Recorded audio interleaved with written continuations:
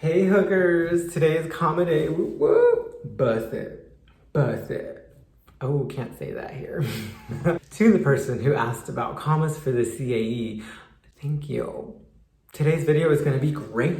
It's super applicable to everybody. I mean, a comma is a comma, so it doesn't matter whether you're writing an email, whether you're writing for the CAE, whether you're writing for your university paper. Everybody needs to know how to use commas. I'm gonna discuss 5 uses of the comma. Oh, period. And you might be asking, Mike, aren't there more than 5 uses of the comma? I mean, aren't Rihanna and Drake a match made in heaven? Yes. But we can't have it all, can we? I will make another video one day. But for now, 5 will be just fine. But the video is titled Commas for Cambridge. So what I'm gonna do is pick 5 structures, grammatical structures that use the comma that will help you in the writing section of the FCE, CAE, and CPE. This video applies to all 3 levels because you could and should be using these structures no matter which test you're taking. Grammar is grammar, so you can use any of these structures to help you improve the language use part of your scoring. Okay, number 1, sentences where the subordinating conjunction comes first. What? Wait, what? Let's talk about subordinating conjunctions. What are those? Conjunctions connect clauses within a sentence, right? So if I have the sentence, Michael doesn't really like cats, but he still thinks they're pretty. We have 2 clauses. Michael doesn't really like cats, but he still thinks they're pretty. And what connects these clauses to make a longer sentence? But.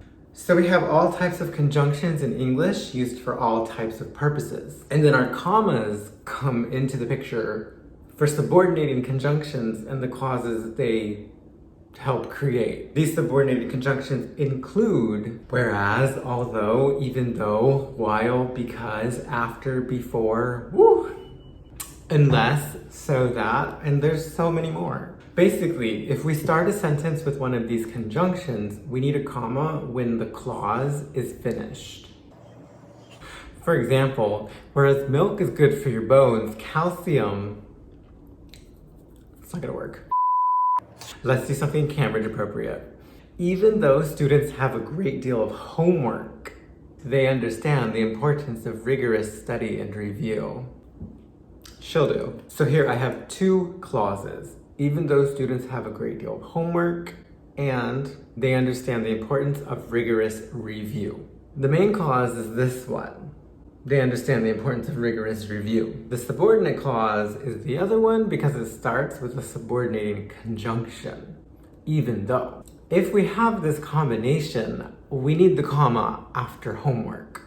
But remember, you can simply flip the clauses. This is a versatile sentence, and then you don't need the comma. You just might change it a little bit, make it more logical, I guess. Students understand the importance of rigorous study and review, even though they complain about how much homework they have. And since we're talking about connecting words, let's talk about number 2, transitions. We use commas after these, always. Conjunctions combine clauses within sentences. Transitions combine sentence to sentence or paragraph to paragraph. And these are the ones like, however, on the other hand, subsequently, furthermore, apparently, and don't forget adverbs of attitude can act as transitions, in sum, to summarize, in conclusion, and there's many more. And most of the time they come at the beginning of a sentence, but you can place them or set them in the sentence a little bit further in. But most of the time they come at the beginning of a sentence, like this. Dolphins are some of the most popular animals in the ocean.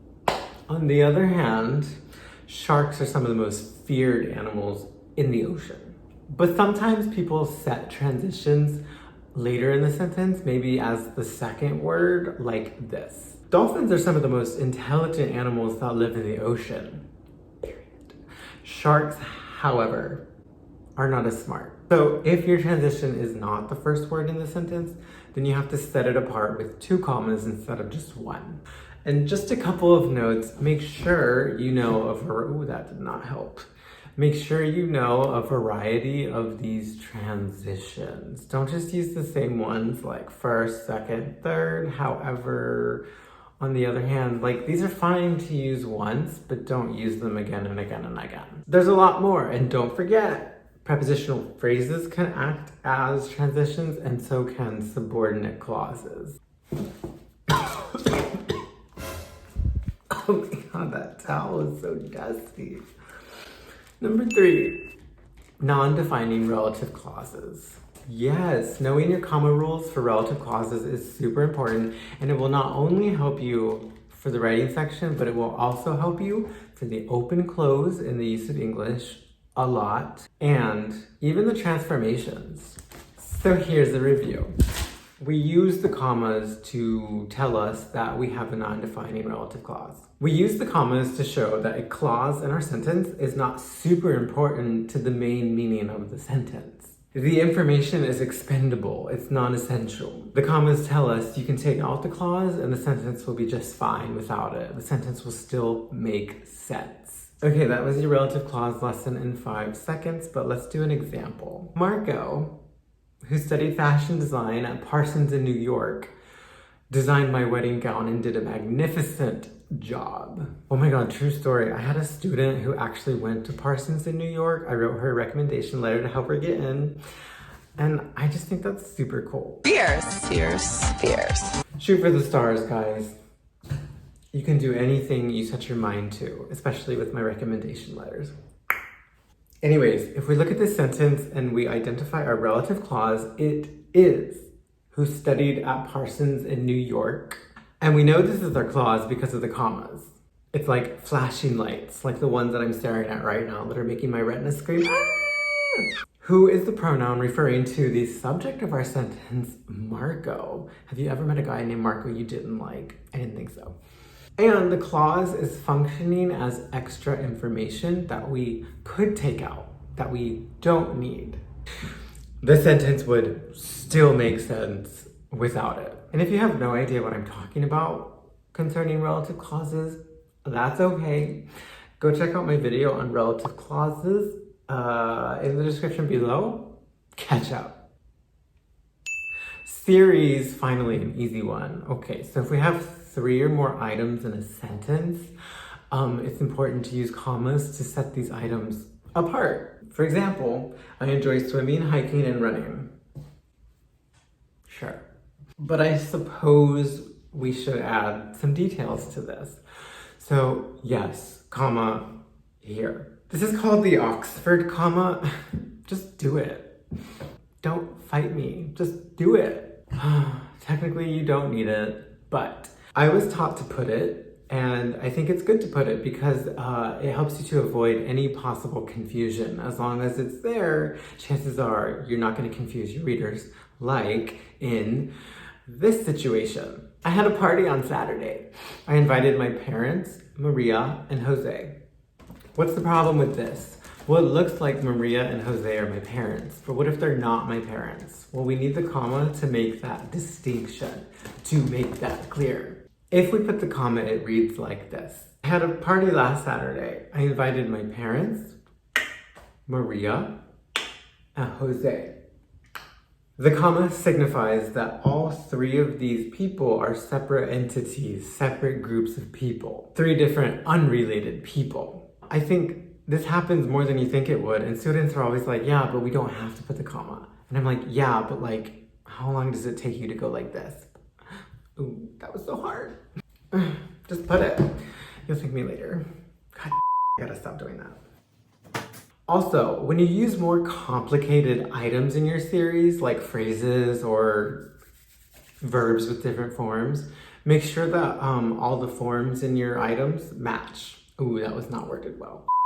Make sure that whatever you write as your items in your series match grammatically. Here's a very Cambridge-esque example. It's gonna take me forever to memorize this.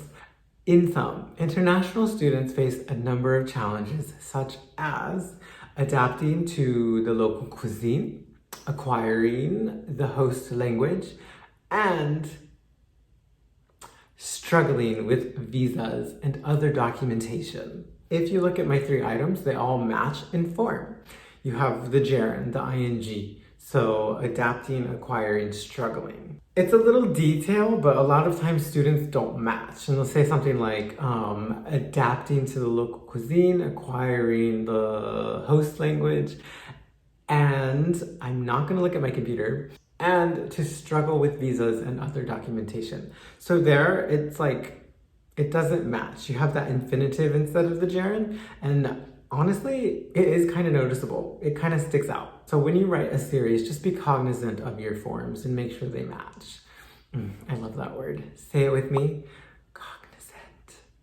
Oh, and speaking of infinitives, sentences that start with infinitive phrases. What's the infinitive? It's 2 plus the base verb, silly. Yeah, sometimes we start a sentence with these and it's not the same thing as starting the sentence with a subordinate clause, but it kind of has the same feeling, if you know what I mean. Like so. To create the best product possible, our team reached out to over 1,000 experts in the dermatology field for consultation.